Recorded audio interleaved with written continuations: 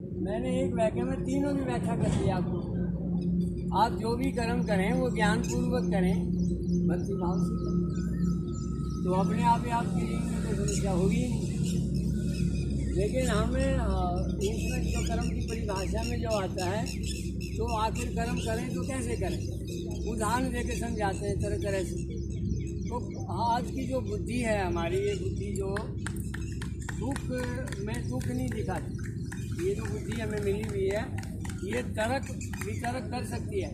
लेकिन आजकल इतना बुरा हाल हो रहा है कि तर्क के और वितरक नहीं करती, तर्क और कुतर्क करती है। आज टीवी देखना दुर्लभ हो गया।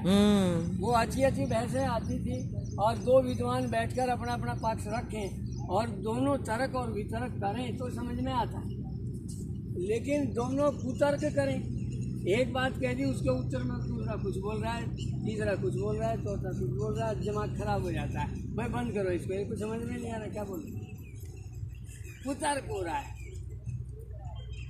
तो आप जैसे मैं बताऊं कि कर्म बनो, कर्म जैसे बच्चा कर्म करता है, 1 साल का, 2 साल का, 3 साल का बच्चा कोई कर्म कर रहा है, तो वो इतना छोटा बच्चा है कि उसको फल की इच्छा होती है नहीं, वो कर्तृत्व का वो अभिमान करता है बच्चा नहीं, वो अपना करता रहता है भाई सारा दिन, उसको कुछ नहीं पता कि भाई इसलिए उसके कर्म को देखकर क्यों ना हम भी ऐसे ही कर्म करें कि हमें भी इस बच्चे की तरफ फल की इच्छा ना हो और कर्तृत्व का अभिमान ना हो। राधे राधे राधे राधे राधे राधे। और दूसरा कर्म होता है साक्षी का। जब आप बड़े हो जाते हैं, ज्ञानी हो जाते हैं, तो आप अपनी आत्मा का उद्धार करें। ये जो बुद्धि है ये सुख दुख नहीं दिखाती, इसके ऊपर आपके पास विवेक बुद्धि है। बच्चे के पास विवेक नहीं, उसको नहीं पता विवेक क्या होता है। आप जानो विवेक क्या होता है, आत्मा क्या होता है, आप उसको जानो, परमात्मा क्या होता है जानो। आप भी जानने का प्रयास नहीं करते, इसी बुद्धि से चलते रहते। जो बुद्धि दुख में सुख नहीं दिखा सकती, उस बुद्धि में बहुत बड़ी कमी है, तो उस कमी के साथ जीते रहते हैं।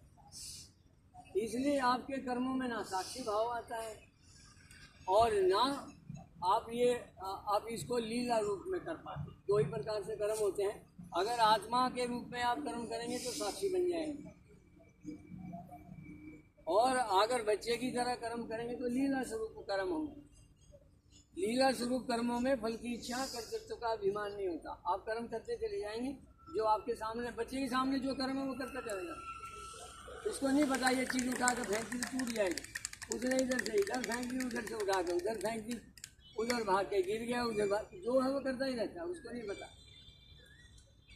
लेकिन वो लीला रूप में हो रहे कर्म, आपको पता है। झाड़ू लगा रहे हो, लीला रूप में लगा रहे हो, कोई फल की इच्छा नहीं। कपड़े धो रहे हो, लीला रूप में कर रहे हो। खाना खा रहे हो, लीला रूप में कर रहे हो। नहा रहे हो, लीला रूप में हो रहे कार्य। योग करने आए हो, लीला रूप में हो रहे। हर काम के पीछे आप फल की इच्छा जोड़ रहे हो, कर्तापन का अभिमान जोड़ रहे हो, तो फिर आपको स्वास्थ्य लाभ नहीं मिलेगा। ये शरीर भाव से बना है, इसलिए भाव शुद्ध नहीं होगा। फल की इच्छा होते ही भाव अशुद्ध हो जाता है, कर्तापन का अभिमान होते भाव अशुद्ध होता है। और जितनी शरीर में केमिकल, लीवर, किडनी आदि काम कर रहे, उल्टा काम शुरू करते हैं, आपको मारने लगते हैं।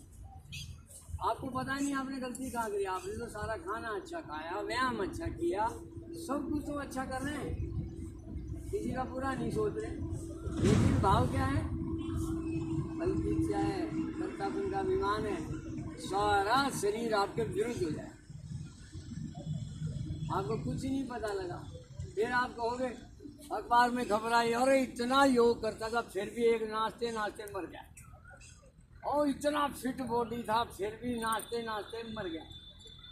अरे भैया, उसके कर्तापन का अभिमान था, उसके भाव में शुद्ध थे, ज्ञान पूर्वक कर्म नहीं थे, साक्षी रूप से कर्म नहीं कर रहा था।